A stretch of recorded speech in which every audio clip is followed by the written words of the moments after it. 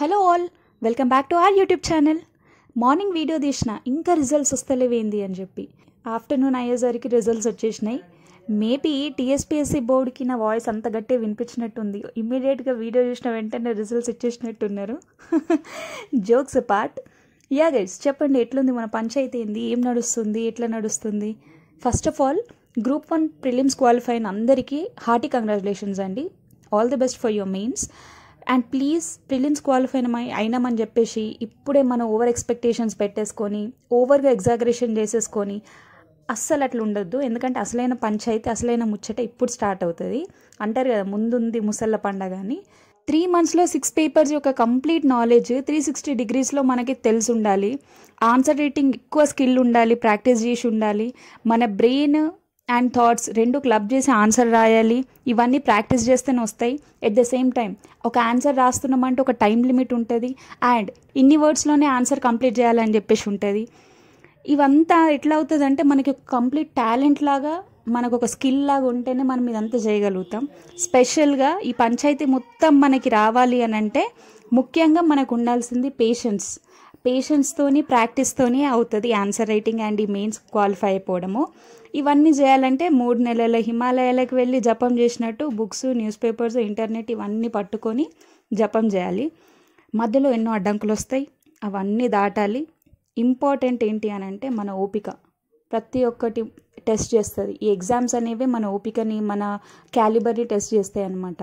So ఇవన్నిటిని దాటుకుంటూ రావాలి. అప్పుడు మెయిన్స్ క్వాలిఫై అవుతాం. మెయిన్స్ కూడా క్లియర్ అయిపోతుంది. So yeah, keeping group 1 aspirants aside, group 2 ముచ్చటకు వస్తే ఇంకా పోస్ట్పోన్మెంట్ అవుతుందా లేదా అన్న గ్యారంటీ దిక్కులేదు మనకి. మరి ఒకవేళ పోస్ట్పోన్ అవ్వకుంటే కనుక ఎగ్జాక్ట్లీ నెక్స్ట్ మంత్ ఈ పార్టీకి పేపర్ 2 రాసేసి ఇంటికి వస్తాం మనం. ఇంత చెప్పిన ఇంకా క్వశ్చన్ మార్క్ ఉందా గైస్ మీకు?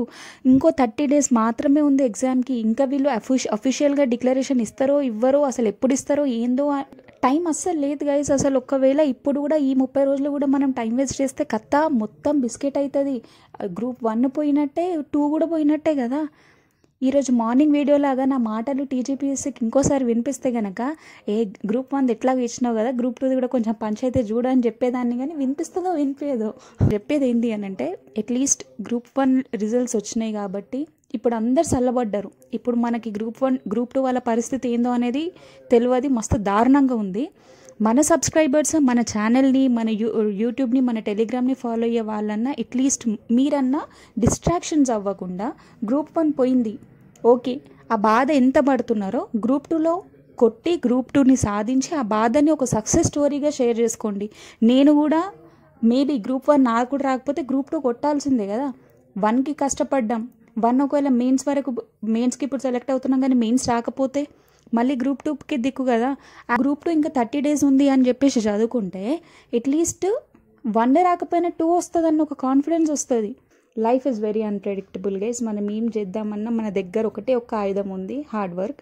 ఆ ఆయుధంని గట్టి పట్టుకుందాం, ఎగ్జామ్తో ఫైట్ చేద్దాం, బస్ అంతే. ఇంకా ఆల్ ది వెరీ బెస్ట్ అందరికీ. I hope you like the video. Please do like, share, comment and subscribe to my channel. Thank you.